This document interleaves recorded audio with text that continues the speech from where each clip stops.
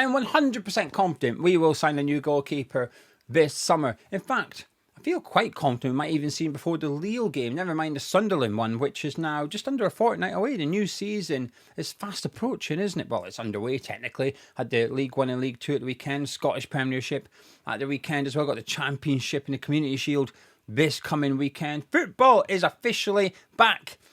Never really went away, did it? Because of the Club World Cup, the Euro Under-21s, the Women's Euros. Football's just been here all summer. It's all just merged into one now, isn't it? But West Ham's proper season is nearly back. Anyway, we're always going to get a new goalkeeper. I'm delighted because I've always wanted a new goalkeeper. It's just been a question of who. That's what we're going to be discussing in today's video, because we've got some new news, some big news. And the favourite to join has changed once again for about the 5th time this summer. But if you're new to the channel, please do subscribe. Trying to hit that 45,000 subscribers before the Sunderland game, which is a big ask. We're going to need a little bit of luck to get there, and we're going to need everybody that hasn't subscribed to subscribe. Even if you think you have, just double check you're watching it on the TV. I know it's a bit fiddly, but get your phone out and subscribe on there, please. Be part of it. Be part of the journey to 45,000 subscribers. And also drop a like on the video by clicking thumbs up button. We could get 1,000 likes. That would be fantastic. Right then, John Viktor, a name that was nowhere. Absolutely nowhere. All summer, at the start of the summer, Hermansen was #1 target. Then it was Suzuki. Michael Cooper, well, he got dismissed as quickly as he got linked, but he was linked to us as well. Been linked to quite a lot of goalkeepers this summer. Then out of nowhere, Fabrizio Romano on Friday says, "Aye, West Ham have bid €8 million for Botafogo goalkeeper John Viktor." Now I'm going to have to keep checking his name. I keep getting it wrong. I keep calling him Victor John. Can we just call him John? Right, I'm just referring to him as John from now on. You know who I'm talking about, right? So Romano said, "Oh, West Ham bid €8 million for John." Hang on, how? Then I discovered I've actually watched him play this summer. That's how memorable he was, but I didn't really pay attention. When I was watching the Club World Cup, I wasn't on a scouting mission to look at the Botafogo goalkeeper, right? So I've seen him play a few times. I didn't even realise I had. So in my head, even though I'd seen him play, I'd never heard of him. So who's this guy? No one's linked him to us. The West Ham Indoors and journalists, no one's linked him to us at all. Complete out the blue. So when I had a look at him, 29, a low transfer fee, I thought, well, surely this is the guy that's going to, if we are after him, which is from Fabrizio Romano, so I feel like it's reliable, surely it's to boot Areola out then. So we're going to get a new goalkeeper. We're going to get John. Areola's going to go, and that's what we're going to have. We're going to have newbie, John, and Wes. But maybe next summer he'll go because he's out of contract, and Herrick or Heggie or someone will step up into that third role. Okay, I'm on board with this. I get this. I understand why Areola won't want to play second fiddle. I understand why we won't be keen on having him on 100 grand a week on the bench. Fair enough. Makes sense. Doesn't appear to be like that. So today we had 2 updates from 2 separate people. Fabrizio Romano again, he's the one leading this one. He's been ahead of the game with this story. He said West Ham are in advanced talks. So we had our first bid rejected, but we're going to make a second bid and we're in advanced talks. It feels, it's got a touch of the El Hadji Malik doof about it, right? It feels a bit like that. So that's Fabrizio Romano, ExWHUEmployee, said he's our new number one target. But then again, Suzuki was also the #1 target. Hermansen was also the #1 target. So it's about the 5th number one target of the summer. But it does feel a bit like this one's becoming a possibility. It's maybe the first time. Today's the first time I've thought maybe it won't be Hermansen resigned. Although saying that, speaking of Hermansen, he said he's goodbye at the weekend. He played for Leicester in a friendly against Fiorentina. Fantastic goal, by the way, by Fatawu. If you haven't seen that, go have a look. Lovely goal. I like it. I like goals like that. Anyway, after the game, he sort of did a lap of honour on his own and said goodbye. So he thinks he's off somewhere. Now, he has been linked to other clubs than just West Ham. He's been linked to Man United, for example. So all summer I thought, that's the guy. We're going to get that guy. Now, there's an element of fun and an element of just me being stubborn about it, admittedly. Kind of still am. We're going to get that guy. But today is the first day I'm thinking, maybe we're going to sign John. Is John coming? Now, I still don't know anything about him. I've seen the clip from last night, and if you haven't seen it, and you think we're going to sign him, probably don't go watch it. But what basically happens is he goes to the edge of the box, he just throws it, right? He just goes like that. And it goes straight back to the opposition, who then work it wide and cross it, and he dives at the cross and misses it, and it gets tapped in. It makes him look really horrendous, but that's not a fair reflection of him, right? He could be a good goalkeeper. He's made a mistake. All goalkeepers do that, don't they? Some more than others, unfortunately. But I still don't really have an opinion on him. But this deal would make me disappointed, and I'll tell you why. And it's not because of John. I don't know John. I don't know him. This would leave me disappointed because it would feel like the cheap option, and it would feel like Sullivan is getting involved again. Because to go along with this story, the reports are that he's been offered to West Ham by an agent. Now, I should say, to give this story a little bit more context and substance, Botafogo are in talks with Bournemouth over Neto, who played against us last night, actually. So Bournemouth have obviously got their new number one keeper in Petrovic. Neto was, I want to say, at Arsenal last season on loan. So Botafogo are looking at Neto as the replacement for John. So that would open the door for John to go.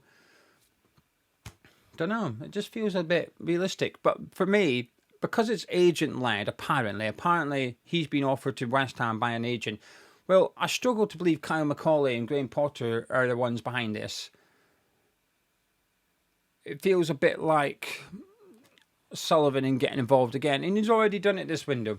Because you won't convince me Walker Peters isn't a Sullivan signing. You certainly won't convince me that Wilson is not a Sullivan signing. It feels a bit like 1 to those two, Potter and McCauley and Diouf, and 2 to Sullivan so far, and this would feel like another one. So Suzuki and Hermansen and Cooper, those goalkeepers have been linked to. I look at it and I think I understand why McCauley / Potter would identify those and want those goalkeepers. I get it. But with John, maybe statistically he's fantastic, but we would identify him via the data side of things, not agent-led. Don't know. This deal just makes me feel uncomfortable. I don't like it. Now, Fabrizio Romano said we were also interested, as in past tense, in Viktor Johansson of Stoke City. Now, I know a bit about him. I mentioned it before. I thought he's the third best goalkeeper in the Championship last season. Trafford, Cooper, Johansson. 26 years of age. Now, obviously, because of where I reside, I was able to message someone and say, hey, what's the rumour? What's the price? They don't really believe he's coming to West Ham, but they do believe that he could go to the Premier League, and they strongly believe he's more than good enough for the Premier League. But the price tag, and this is the bit I'm getting to, the price tag's 10 million. So the Stoke in the nose, if you like, are suggesting that 10 million is what it would take to get Johansson out of Stoke City, which isn't a bad price when you think that James Trafford was 30 million-ish. Hermansen, you'd imagine, is 25 million-ish. For a very good goalkeeper, 10 million. Not great with these feet. Familiar story, right? Fantastic shot stopper, incredible shot stopper, but has a tendency to boot out of play quite a lot, does Johansson. So that's the downside of his game. But Fabrizio Romano said we were previously interested in him. There's other Premier League clubs still interested in him, and Stoke are open to selling him. So I don't feel like he's going to come to West Ham. I'm just hoping that if we sign John, we're also signing Hermansen. And like I said, this is unfair on John because he's done nothing wrong. He could be an excellent goalkeeper. And whilst I say 29, it's not old for a goalkeeper. You can still get at least 5-6 years out of someone at that age as a goalkeeper. But I think it's because I've got my hopes up and because I'm such a big fan of Hermansen, he's almost like the victim of my desire, if that makes sense. But I think he's also the victim of my suspicion, frustration, and dislike for David Sullivan at the football club. So if he came in, and Wilson's been beat up with this at the minute. Wilson's been beat up with the anti-Sullivan stick. And I think I have an element of that a little bit with John. And so it's not necessarily that he's a bad goalkeeper. It's a reflection of my opinion on how West Ham United have been run. and also a reflection on my desire to see a goalkeeper who's substantially better than Areola. And he could be, he might be. I don't know. We'll go if he comes. We'll go on that voyage of discovery together, and I will just hope that he is and he doesn't chuck the ball out like he did last night. But I can't help but feel this one smells a bit like a Sullivan thing. At the end of the day, walks like a duck, quacks like a duck. It's probably a duck, right? So if it feels like a Sullivan deal, smells like a Sullivan deal, probably a Sullivan deal. The fact that it's agent-led and an agent has gone to Sullivan with him and said, hey, I can get you this guy, then suddenly we're interested. Don't know, just feels a bit like old school Sully. I don't like it. I knew he was always going to meddle. He was always going to do something. But I'd hoped he'd had his thing. I'd hoped he'd had his little play by getting Callum Wilson in. I hope that would fulfill his Football Manager 2025 game. Appears not. But maybe this is a Macaulay identification. Maybe Macaulay's the one that wants him. At this point in time, I struggle to believe it. But what would be interesting if we do sign him, and only him, is that all this stuff that came out has been incorrect. No Suzuki, no Hermansen. Bang. Fabrizio Romano drops an exclusive and turns out he was the one that was right. Anyway, there you go. That's the latest on the goalkeepers. Apologies if you were tuning in hoping for me to be excited about signing John. I'm not. But like I said, it's not a reflection of him. I hadn't heard of him until Friday when Fabrizio Romano broke the news. But it does feel like this one could or likely will happen. I just hope there's John and Hermansen. Then I'll be happy.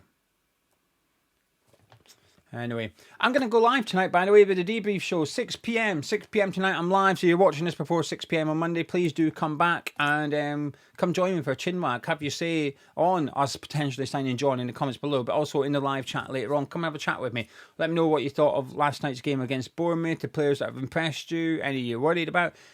The 6 p.m. show we do tonight, the debrief show, is your show. The Hammers Chat subscribers have their say. We get the comments up on the screen. Have a little discussion. I enjoy it. I look forward to them. So, if you enjoyed this video, great. Drop a like on it.